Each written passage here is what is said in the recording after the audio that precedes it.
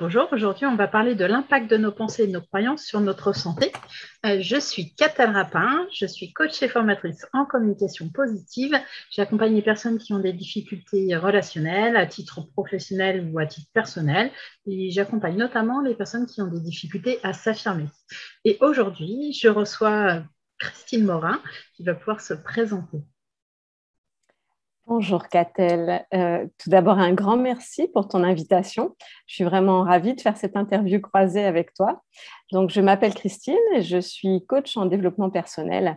Je travaille principalement avec des femmes atteintes de maladies graves comme des cancers, burn-out ou de maladies chroniques. Et je les aide en fait à dépasser la maladie et s'en servir pour construire un nouveau futur qui leur correspond et qui les rend heureuses. Super. Je te remercie beaucoup pour ta présentation et justement qu'on va apporter aujourd'hui, on va aborder aujourd'hui le sujet des idées, de nos pensées, de nos croyances pour ce public particulier, des personnes qui ont des maladies notamment. Donc, je te laisse. Oui, mais écoute, j'ai trouvé ce sujet très intéressant parce que, alors j'ai déjà eu l'occasion de travailler en 2017 avec des personnes qui avaient un cancer et en faisant des recherches, je me suis rendu compte qu'il y avait un homme sur 5 et une femme sur 6 qui développent un cancer au cours de leur vie. Et pour les maladies auto-immunes, on a des chiffres un peu identiques. Elles touchent aujourd'hui 5 à 8% de la population mondiale, ce qui est énorme, alors qu'il y a une dizaine d'années, elles étaient quasiment inconnues. Donc 80% de femmes. Et aujourd'hui, c'est plus de 5 millions de personnes qui sont concernées en France. Et pour la morbidité, c'est le troisième groupe de maladies après les cancers et les maladies cardiovasculaires. Donc, ça me paraît un sujet quand même hyper important. Et quand on creuse, en fait, une des hypothèses serait qu'on n'éduque plus assez bien notre système immunitaire. Donc, il y a plusieurs explications, les changements environnementaux, l'accélération du rythme de vie, bien évidemment, le stress, la stérilisation des aliments. Enfin, il y a tout un tas de mécanismes qui modifient notre physiologie. Ouais. Et avec l'expérience, je me suis rendu compte que le point commun entre toutes les personnes que j'accompagne, c'est qu'on a l'impression en fait qu'il y a une sorte d'auto-sabotage, que ça soit physique, physiologique ou émotionnel. Chez ces personnes-là. Ça les amène en fait à perdre leur énergie vitale.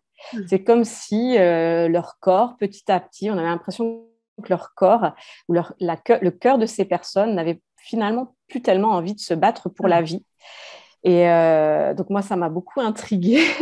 C'est bien sûr complètement inconscient et finalement assez paradoxal parce que quand on discute avec ces personnes, on se rend compte qu'elles ont une vie qui... elles ont la vie qu'elles imaginaient étant enfants ou jeunes adultes, mais à un moment donné, le corps, il dit stop. Il dit stop, l'émotionnel dit stop. Et il en résulte la maladie avec toutes les conséquences que ça peut avoir en termes de perte de confiance, de perte d'estime de soi. Et au final, la conséquence que ça peut avoir, c'est que elles ont du mal en fait à prendre leur place dans leur vie. Déjà qu'elles avaient du mal à trouver une place pour des activités qui leur conviennent, pour des activités qui les ressourcent entre les enfants, le boulot, le mari, la famille, etc. Là, elles se trouvent complètement absorbées dans tout ça. Et le troisième effet de la maladie, c'est que face au système médical, une troisième fois, elles se retrouvent dans une situation où elles n'ont pas vraiment de place. Parce que elles se retrouvent face à des médecins qui sont compétents. L'autorité qui représente l'autorité. Tout à fait. L'autorité, le système médical, bien évidemment, notre première croyance, c'est de penser que le médecin est le mieux placé pour trouver le traitement qui nous guérira. Il détient le savoir. Il détient le savoir, et puis c'est un peu normal, ils ont fait des études, et puis souvent c'est quand même par la médecine classique qu'on guérit. Mais paradoxalement, elles ont le sachant en face d'elles, et finalement, cette position va les amener dans une position de victime, une troisième fois face à la maladie. comme si elles n'avaient aucun pouvoir sur tout ça. Alors, Souvent, elles n'y comprennent pas grand-chose. Elles remettent complètement leur vie entre les mains de ces médecins, pensant qu'elles sont complètement impuissantes face à cela. Et au fur et à mesure, donc je me suis documentée. Il y a notamment 2 professeurs en France, le professeur David Kayat et le professeur Gilbert Deray, qui ont montré que les personnes, finalement, malgré tout, ont aussi la main sur leur santé en agissant sur l'alimentation, donc c'est quelque chose qu'on connaît déjà assez bien, sur les produits chimiques qu'on utilise ou qu'on ingère, mais aussi sur le stress. Oui. C'est un très, très gros facteur influençant notre santé. La maladie en général. Ok. Je te remercie. La maladie en général. Je te remercie pour tes explications. Et on va faire un petit apport croisé avec la Processcom pour voir souvent le type de profil qui va peut-être être sujet éventuellement à ces maladies. Alors, ce n'est pas une source sûre, mais c'est quelque chose qu'on a identifié. Donc déjà, qu'est-ce que c'est que la Processcom? C'est un outil de communication qui va déterminer qu'il y a 6 types de personnalités. C'est parce que la manière de dire les choses va dépendre, va avoir autant d'importance, si ce n'est plus que ce qui est dit au final, qu'on a toutes les caractéristiques en nous et que ces 6 types de personnalités sont plus ou moins développés selon chacun. D'accord. On va aussi parler d'énergie. Et là, on va parler de 2 types d'énergie en particulier. Il va y avoir et qui vont être sujettes, par exemple, aux pensées négatives qui vont avoir du coup un impact sur leur santé. On va parler du type empathique et on va parler du type travaillomane, qui a aussi un nouveau nom maintenant, qui est analyseur. Donc, le type empathique, on va parler de sa perception tout d'abord, qui va voir le monde à travers les émotions. Et on va dire que sa monnaie d'échange, ça va être la compassion. C'est sa façon de partager avec les autres par la compassion. Ses points forts, il va être justement compatissant, sensible, chaleureux. Donc ça, c'est voilà, pour ses qualités. Tout à fait le profil. Voilà, tout à fait le profil. Et avec des comportements sous stress différents. Dans le processus communication modèle, on détermine qu'il y a 3 degrés de stress. Le tout premier, ça va être ce qu'on appelle aussi les messages contraignants ou les drivers ou les injonctions qu'on peut se faire à soi-même. C'est le driver fait plaisir. D'accord. Là, du coup, la personne cherche à faire plaisir aux autres et souvent au détriment d'elle-même.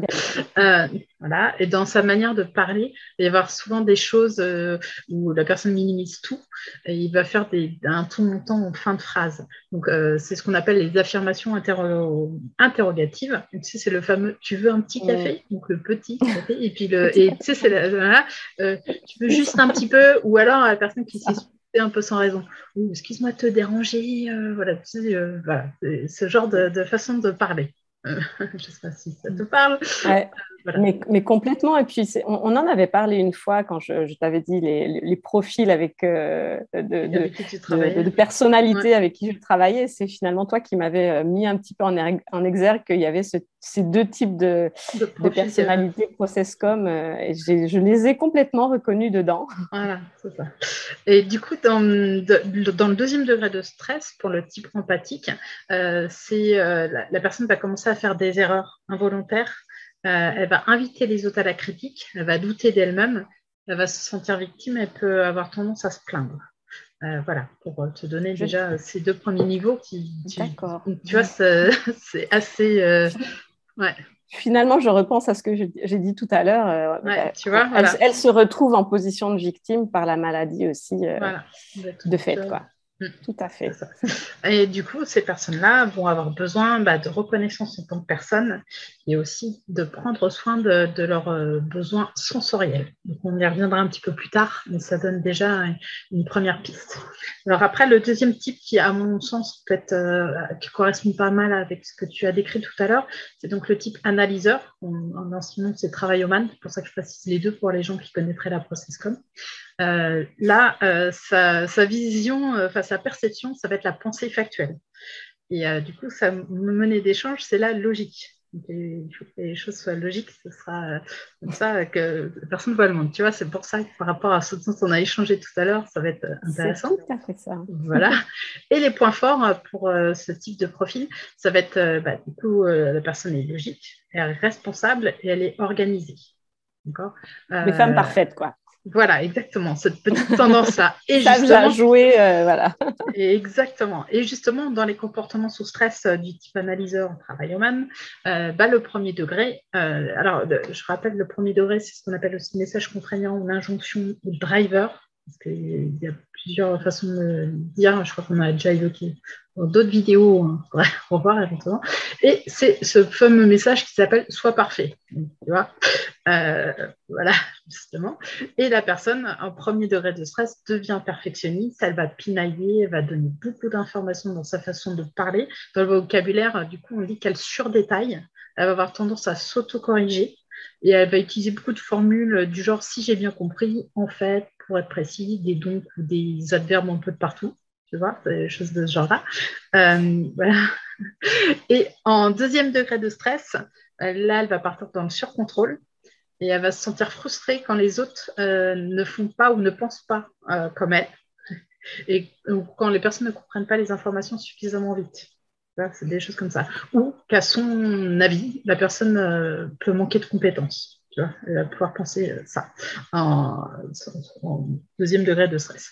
Et son besoin, ça va être la reconnaissance pour le travail productif ou pour les compétences, tu préfères, et la structuration du temps. Donc là, elle va avoir besoin de telle heure à telle heure. Je fais ça, tu vois, c'est quelqu'un qui généralement va aimer qu'on respecte les horaires, des choses comme ça.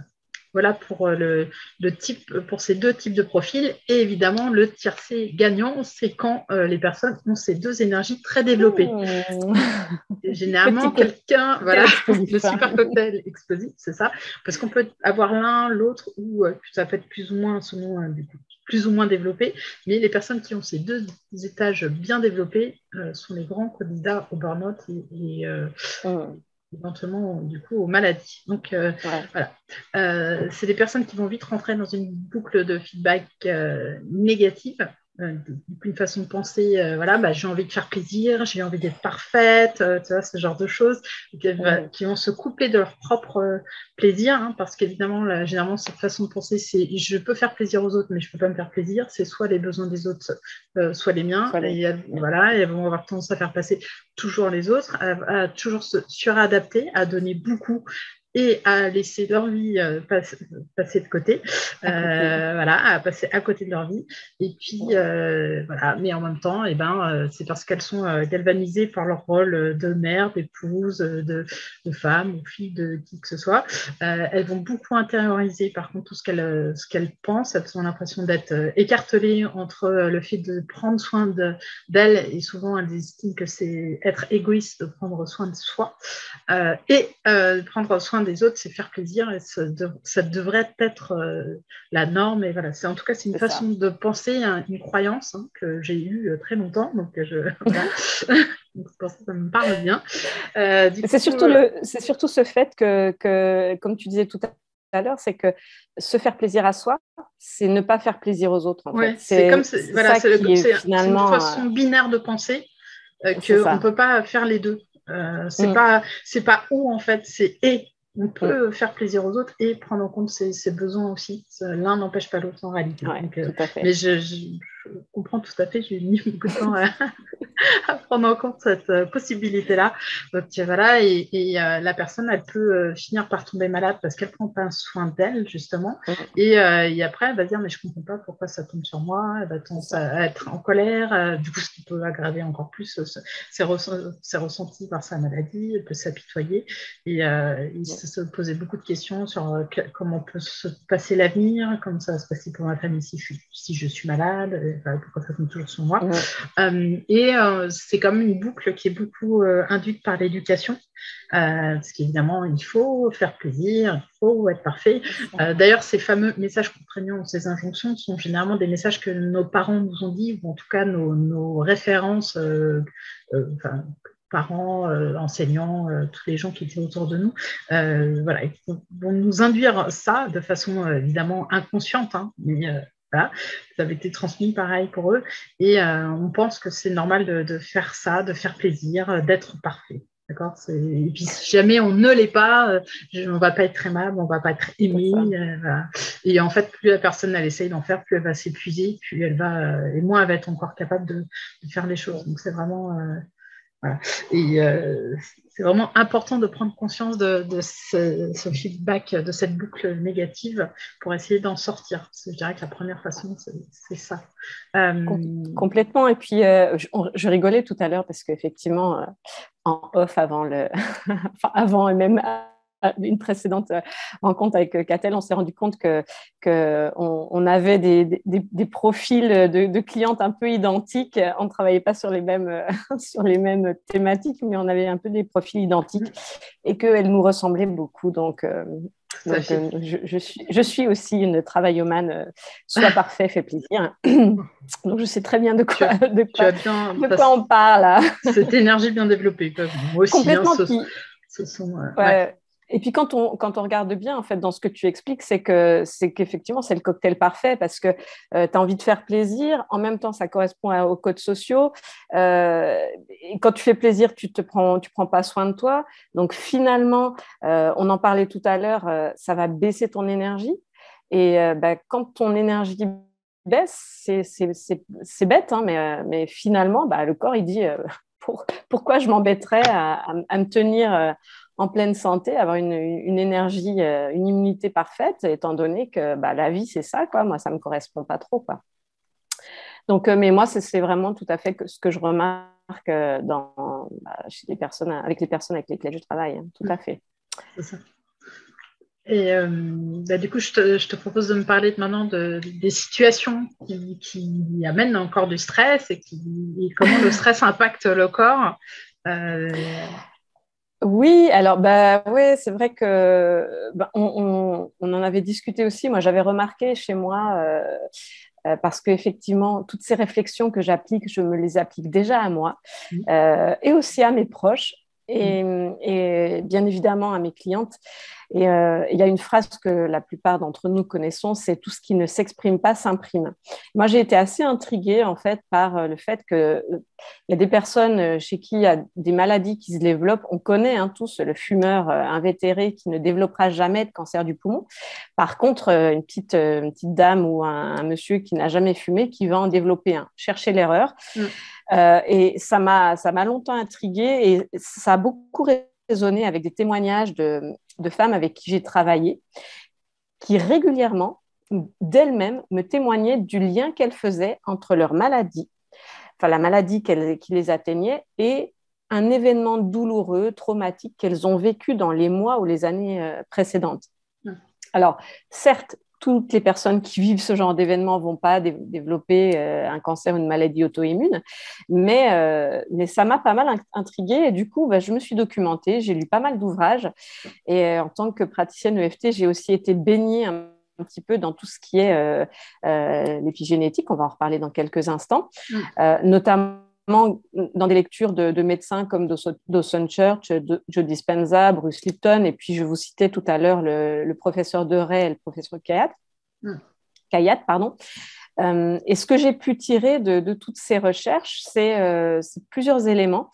Le premier, c'est qu'il n'y a pas vraiment de destin génétique. Contrairement aux certitudes qu'on avait, aux certitudes du monde scientifique depuis une cinquantaine d'années, ce qui semblait immuable est largement malléable. Et il y a une discipline finalement assez récente qui nous dit que notre environnement peut influencer l'expression de nos gènes. C'est ce qu'on appelle l'épigénétique. C'est une discipline qui étudie les mécanismes modifiant l'expression de l'ADN. Alors, il y a plusieurs phénomènes qui se jouent en matière d'épigénétique. Je vais essayer de rester dans des propos simples et pédagogiques, déjà parce que je ne suis pas une spécialiste, mais aussi j'aimerais vous faire comprendre en fait ces différents principes. En ce qui me concerne, ça a été vraiment éclairant pour moi et pour adapter tous les outils ou tous les accompagnements que j'apporte à mes clientes. Donc, les trois phénomènes, le premier, c'est le fait que les gènes qui nous composent, en fait, peuvent être activés ou inactivés en fonction de nos comportements, nos attitudes, de nos pensées. Et quand on sait que certains gènes sont responsables de certaines maladies, eh ben, logiquement, on sait qu'on peut activer ou inactiver le développement de certaines maladies. Le deuxième effet, c'est l'effet du stress sur ce qu'on appelle les télomères. Alors, les télomères, c'est des petits brins d'ADN qui sont mis comme des capuchons à l'extrémité de chacun des chromosomes. Et c'est des capuchons un peu protecteurs. Leur taille va diminuer au fil du temps, de l'activité de nos cellules, mais aussi de la toxicité de notre comportement ou de notre environnement. Donc, c'est vraiment des marqueurs de notre vieillissement et aussi des marqueurs du risque de maladie. Plus ils sont longs, plus ils vont marquer notre longévité et notre bonne santé. Donc, c'est effectivement crucial de les protéger. Donc oui, si on regarde, ne serait-ce qu'à travers que ces deux phénomènes, on comprend assez aisément qu'on peut orienter notre destin épigénétique et diminuer très largement le risque de tous les cancers, maladies inflammatoires et autres affections du corps. J'ai même lu je ne sais plus si c'est le livre du professeur Kayat ou du professeur Deray, qu'on était maître à 85% de notre destin épigénétique. C'est quand même énorme. C'est énorme. Alors, c'est énorme, notamment en mettant en place un plan d'action, on en reparlera tout à l'heure avec toi, Catel, qui vise, par exemple, à modifier nos comportements, avoir un environnement plus sain, plus serein. Et le troisième effet, donc c'est un peu un effet cascade, c'est que ces modifications épigénétiques vont être défavorables, elles vont provoquer du stress et induire des inflammations chroniques, un stress oxydant, une libération d'une hormone qu'on appelle le cortisol, qui est je vais l'appeler la mauvaise hormone, et une baisse de l'immunité. Et parallèlement à ça, il va y avoir une diminution de l'endorphine, ocytocine, sérotonine, dopamine. Donc, c'est des gros mots pour certains, mais c'est tout ce qu'on appelle les bonnes hormones. C'est les hormones du bonheur qui vont favoriser le lien social, la motivation, la reconnaissance, l'accomplissement, la confiance. Voilà. Donc, quand vous regardez bien, si vous ne prenez pas le temps de prendre soin de vous, que vous êtes toujours en train de vous adapter aux autres, que vous êtes dans des situations conflictuelles tout le temps, que vous êtes obligé de vous contorsionner systématiquement pour tenir l'équilibre d'un couple, d'un boulot, d'une famille, tout ça va abaisser votre énergie vitale. Et c'est ça qui va être facteur du développement de l'expression des mauvais gènes, des gènes qui vont développer la maladie. Et bon, ces enseignements, ils existent depuis très longtemps. Les chamans, par exemple, ils ont compris ça depuis des millénaires. Et pour eux, la santé, c'est vraiment la conséquence de notre capacité à être en accord avec nos principes de vie, en harmonie avec nous-mêmes, avec les autres, avec le monde, avec la terre aussi, avec la nature, sont très, très en lien avec la terre, la nature, etc.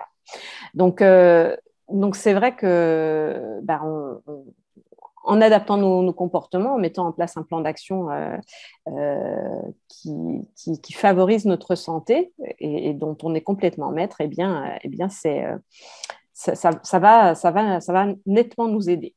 Et juste une dernière chose que je voulais dire par rapport à ça, c'est que souvent on se rend compte que la maladie est le déclenchement d'une prise de conscience que les choses doivent changer.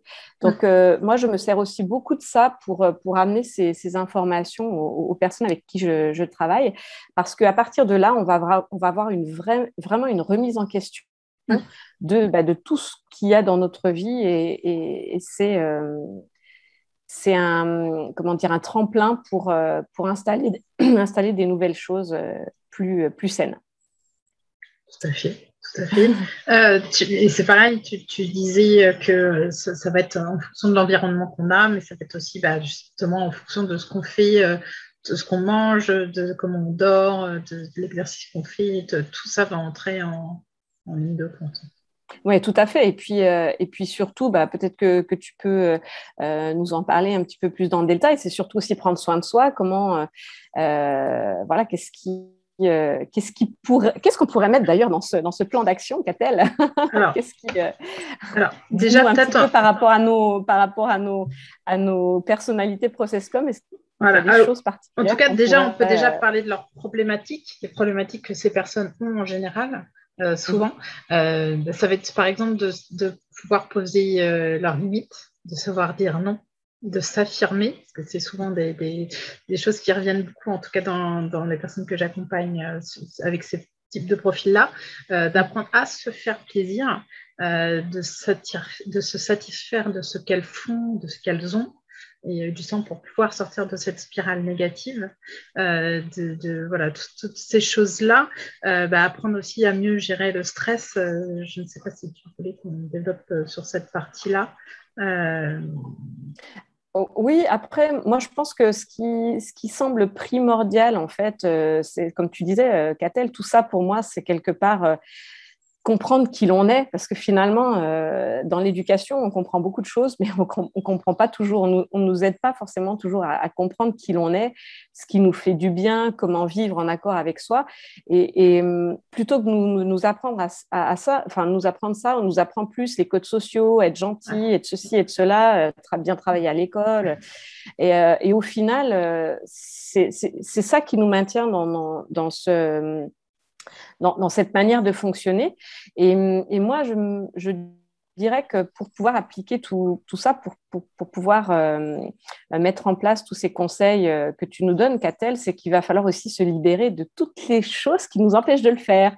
Parce que c'est bien gentil, on connaît la théorie, mais quand il faut mettre en pratique, eh bien, on a peur d'être rejeté, peur de ne pas être loyal par rapport aux principes familiaux, peur de déplaire à papa, à maman, ou à toutes ces personnes qui finalement ont fait partie de notre entourage.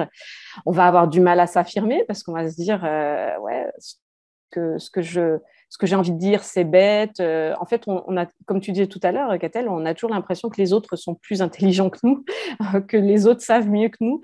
Donc, pour s'affirmer, c'est tout de suite un petit peu plus compliqué.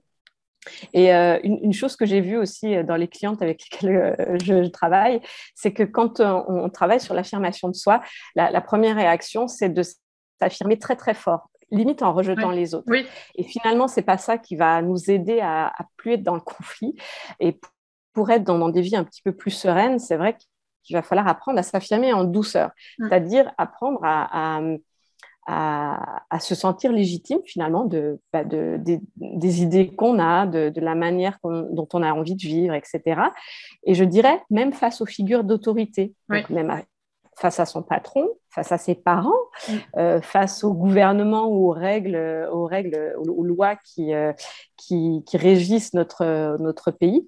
Donc c'est vraiment réapprendre retrouver cette capacité à choisir de manière libre, en totale adéquation avec nous-mêmes. Tout à fait. Et du coup, on va proposer quelques pistes de solutions pour les personnes qui nous écoutent. D'abord, une partie à faire soi-même. Déjà, tu l'as un peu dit, mais c'est effectivement essayer de bien se connaître et voilà, prendre conscience de ses propres besoins, parce que souvent, les gens n'ont pas conscience de leurs propres besoins, ou peut-être aussi prendre conscience de leurs valeurs et apprendre à se les apporter de façon automatique. Je dis parfois en arrosage automatique, justement, comme si on se les apportait tous les jours. Et justement, par rapport à ce dont on parlait tout à l'heure, je ne sais pas si tu te souviens, je parlais des besoins. Par exemple, pour la reconnaissance en tant que personne, souvent la personne elle va avoir besoin de passer du temps de qualité avec les autres, mais aussi avec elle-même, en fait. Ça paraît étonnant, mais aussi être capable de passer du temps de qualité avec soi-même.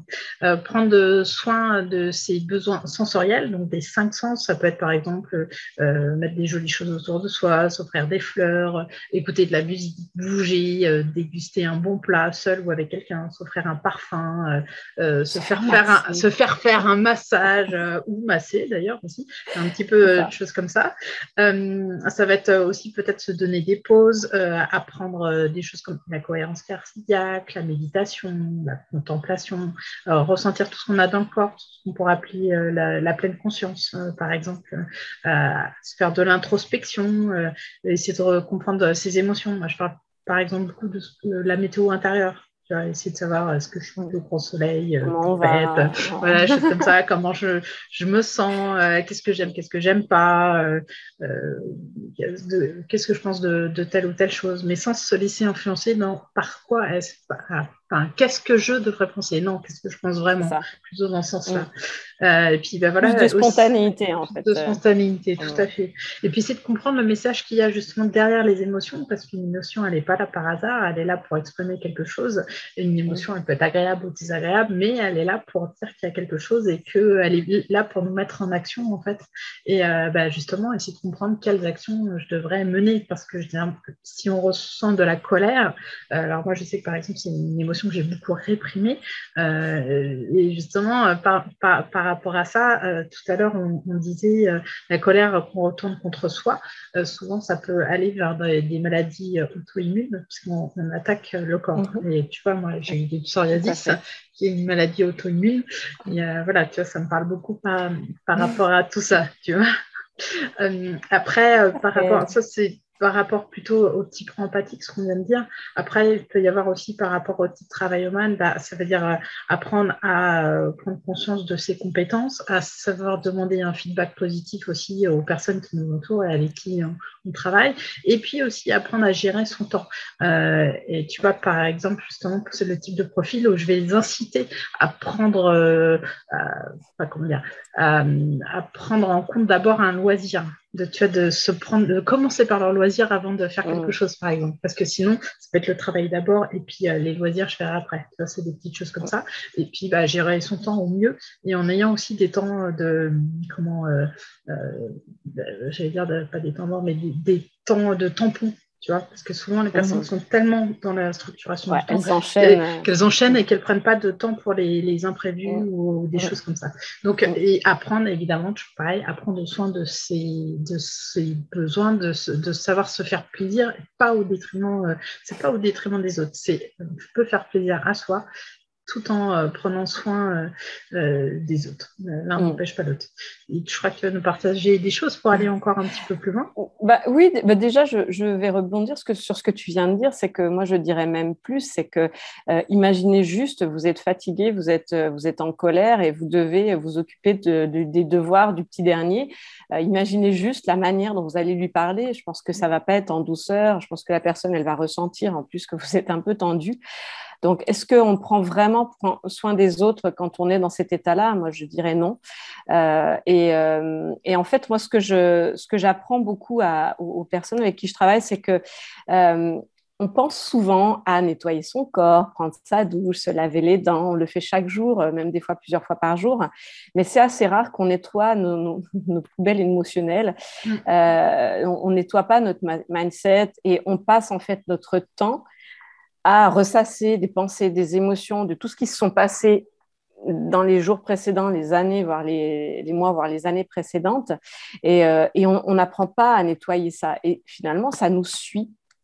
Et moi, je dirais que la première chose à faire, ça serait ça.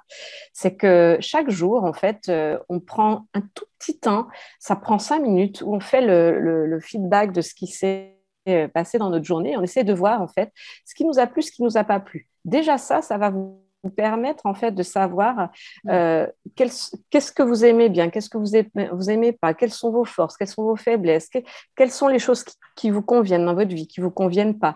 Vous prenez un petit carnet, puis vous notez ça jour après jour. Vous faites ça pendant 1 mois, 2 mois, vous allez voir, vous allez commencer à déjà mieux savoir ce que vous voulez, vous, pas ce que vous voulez parce que les autres vous l'ont dit, ou parce que c'est la société qui vous l'a dit. Et petit à petit, en fait, quand vous allez capitaliser ça, vous allez vous rendre compte qu'il y a un point commun dans les choses que vous n'aimez pas et dans les choses que vous aimez. Et à partir de ça, vous allez pouvoir définir, en fait, les valeurs, ce qui vous fait du bien, ce qui vous met en énergie, ce qui va vous nourrir, ce qui va vous mettre la pêche le matin quand vous vous levez. Moi, j'ai quasiment plus de problème pour me lever le matin. Je me dis, tiens, je vais faire ça dans ma journée, etc. Mais en 2 temps, 3 mouvements, je suis à la verticale et la journée est commencée. Je pense que ça, c'est important. La deuxième chose, à mon avis, qui est aussi très, très importante pour, on parlait de l'affirmation de soi, c'est de développer de la gratitude. pour ce qu'on a déjà dans la vie. Parce que moi, je crois énormément à ça. Plus vous allez remercier la vie pour ce que vous avez, plus on va vous en donner plus. C'est comme un enfant. Un enfant, il vous dit, maman, j'ai adoré ce plat-là. 2 jours après, il y a de fortes chances que vous lui refassiez parce qu'il a aimé ça. Ben, la vie, pour moi, c'est ça aussi. Imaginez, vous offrez un cadeau à quelqu'un, il vous dit, est-ce que vous allez lui en refaire un? Certainement non, ou en tout cas, vous n'allez pas lui refaire avec de l'entrain ou de la sérénité. Donc, je pense que c'est aussi apprendre à corriger son énergie, à voir les choses d'une manière complètement différente. Parce que non seulement vous allez être bien mieux avec vos proches dans la vie, enfin, vous allez voir les choses d'une manière complètement différente. Et quand on voit la vie de cette manière-là, on trouve plus de solutions que de problèmes. Voilà, on voit plus les solutions que les problèmes. Et quand on... Voilà, dis-moi. Et c'est vrai qu'il y a une chose que je n'ai pas abordée tout à l'heure, mais c'est vrai que l'entourage aussi, c'est important. Savoir s'entourer des personnes qui nous font du bien et peut-être éventuellement, alors je ne dis pas de pouvoir, mais de s'éloigner des personnes qui nous font moins de bien. C'est Jimon qui disait « Nous sommes la somme des 5 personnes que l'on fréquente le plus ». Et moi, c'est une phrase qui m'avait pas mal piqué. Et voilà, essayer de faire un petit point sur les gens qu'on fréquente et qui nous font du bien. Complètement. Bien s'entourer. Complètement. Comme vous nettoyez votre maison, vous faites le rangement dans votre maison, c'est pareil en fait. C'est la même chose dans la vie, c'est la même chose dans notre tête, dans le cœur, dans toutes ces choses-là. Et je dirais qu'on peut aller même assez loin. Enfin, après, ça va dépendre de ce qu'on veut dans notre vie, ce qu'on veut être dans notre vie. En moi, en ce qui me concerne, c'est vrai que pour le métier de coach, et puis parce que j'en avais envie, j'ai beaucoup travaillé sur mes traumatismes passés, sur mes blessures, mais aussi sur mes liens intergénérationnels. Parce que je suis convaincue, en fait, qu'on traîne, en fait, on pourrait en parler longtemps, hein. Je peux pas dire insatiable sur le sujet, mais j'adore ça. Mais on traîne beaucoup aussi des blessures de nos ancêtres. Il y a des liens psychiques qui se font et c'est quelque chose que j'applique aussi avec mes clients. C'est vrai que ça nous aide à nous débarrasser vraiment de tout ce que l'on porte et qui finalement ne nous appartient pas quelque part. Alors ça, c'est un travail qui est un peu difficile à faire soi-même. Moi, je sais que je me suis beaucoup fait accompagner par des professionnels, donc je conseille à toutes les personnes qui vont voir cette vidéo, peut-être pour commencer, de se faire accompagner par un professionnel, et puis parce qu'il y a des fois, on sort les mouchoirs quand même. C'est pas toujours évident de vivre ça, et le professionnel va vous aider à dédramatiser puis à passer à travers ça. Mais ça peut effectivement être intéressant. C'est ça, parce que c'est vrai que c'est pas toujours facile de changer seul, déjà. Puis alors, déjà, il y a des choses dont on n'a pas conscience, donc tant qu'on n'a pas conscience, on ne peut pas les changer. Et le fait d'être accompagné par quelqu'un, soit qui est déjà passé par là, soit qui a en tout cas les compétences pour, ça permet d'aller encore plus loin. Donc voilà. Bah, écoute, Christine, je te remercie beaucoup pour ce moment partagé ensemble. C'était très enrichissant. Et vous trouverez sous la vidéo toutes les infos pour nous contacter si vous le souhaitez et pour savoir un petit peu plus ce qu'on fait, nos activités. Et voilà. Merci beaucoup pour ce moment. Au plaisir de vous retrouver. Merci Catel, c'était super. Merci beaucoup de ton invitation et merci aux auditeurs qui vont voir cette vidéo.